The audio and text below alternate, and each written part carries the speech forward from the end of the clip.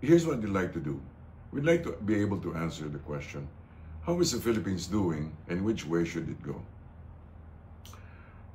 I've been posting several ideas and opinions on my account, and I'd like to be able to expand on these things. The first one I posted says this: to surrender a citizen to the ICC, the International Court, the International Criminal Court, is an open admission that our own justice system is incapable. This does not bode well for the nation. It sends a negative signal that it is incapable, it is dependent, and has little control over its own system, and it weakens investor confidence.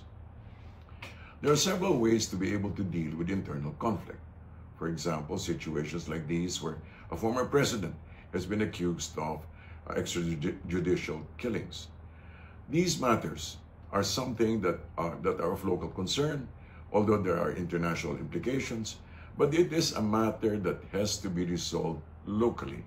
If the state decides to prosecute, if the state decides to act, if the state decides that it can do and should do, why does it matter that the state itself, why the state itself should actually pursue the case if it feels that it is of that great importance? In this particular case, in this particular situation, there have been two sides to this coin. One is that there's been a plea, a cry, that there have been a number of people, thousands have been supposedly killed during this drug war. On the other hand, there is also the opinion that people have been greatly appreciative of the fact that this so-called drug war has been pursued. Meaning to say that almost half, if not more than half, of the people of the nation of the Philippines feels that it has been of great benefit to them because they've been living in fear, in terror, and in disarray. Well, the point is, to settle the matter, it should be a matter of local concern.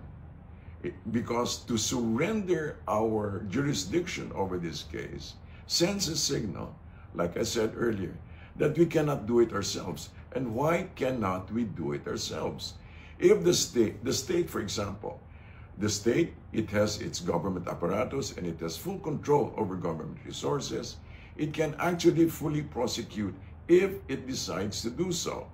However, if there is a tendency to not to take on personal responsibility and to say, this is my responsibility as a head of state, this is our responsibility to be able to prosecute it, and also this is the responsibility of the entire state, especially of the judiciary, then our own local courts should be able to do so. The Philippine nation is a functioning nation.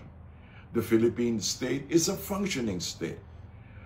What is of utmost concern is the fact that those who are able to enforce the law should do so with utmost gravity, seriousness, and force. To surrender this particular responsibility is to send the message that either we cannot do it, we are incapable, or we will not do it, we are unwilling. And that raises several questions. Why? Why don't we do it? Now, to say that because we have certain commitments to, let's say, international organizations like the Interpol, raises the question, why can other nations who have equal or not equal, who have similar situations, not